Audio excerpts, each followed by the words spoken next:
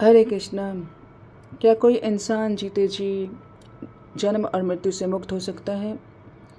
भगवान श्री कृष्ण कह रहे हैं, नानयम गुणेभ्यः कर्तारं यदा तिष्ठानुपश्यति गुणेभ्यश्च परम वेति मद्भावं सोधि गच्छति।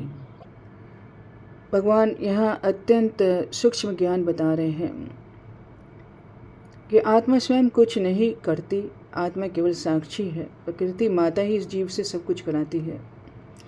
कभी प्रकृति सत्वगुण से हमें शांत और प्रसन्न करती है, कभी रजोगुण से हमें लोभ और क्रोध में डाल देती है, कभी तमोगुण से हमें आलसी और अज्ञान में बना देती है।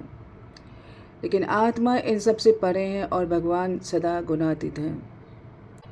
जैसे पतंग उड़ रही है, पतंग सोचती है मैं ऊपर जा रही हूँ, मैं नीचे आ रही हूँ, लेकिन वास्तव में सब उसका डोर के खिंचाव और ढील पर निर्भर करता है। इसी प्रकार जीव सोचता है मैं कर रहा हूँ, पर असल में उसके पीछे प्रकृति के गुण खिंचातान कर रहे होते हैं। ऐसे एक बच्चा सोचता है मैं पढ़ रहा हूँ, मैं खेल रहा हूँ, लेकिन वास्तव में उसकी माँ ही उसे पढ़ने बैठाती है, कपड़े पहनाती है, खाना खिलाती है। उसी तरह जीव सोचता है मैं सब कर रहा हूँ, परंतु सारा संचालन प्रकृति माता करा रही है। और जैसे पिता के आज्ञा के बिना माँ भी सीमित रहती है, वैसे ही प्रकृति भी केवल भगवान की इच्छा से चलती है। जब हमें यह दृष्टि प्राप्त हो जाता है कि जो भी कार्य हो रहा है वह केवल गुणों से ही हो रहा है, तब हमारा हृदय कोमल होने लगता है।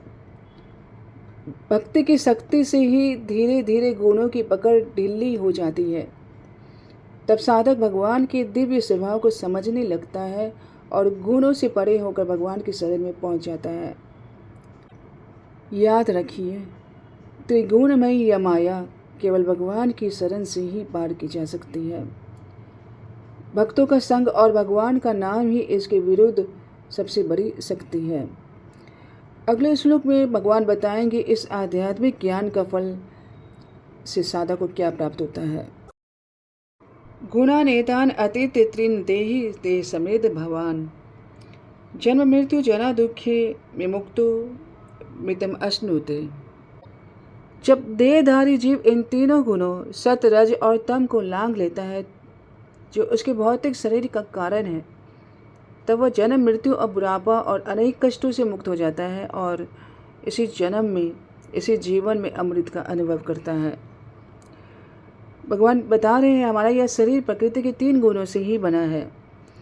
जब साधक गुणों के प्रभाव से परे हो जाता है, तब वह शरीर के बंधन से छूट जाता है।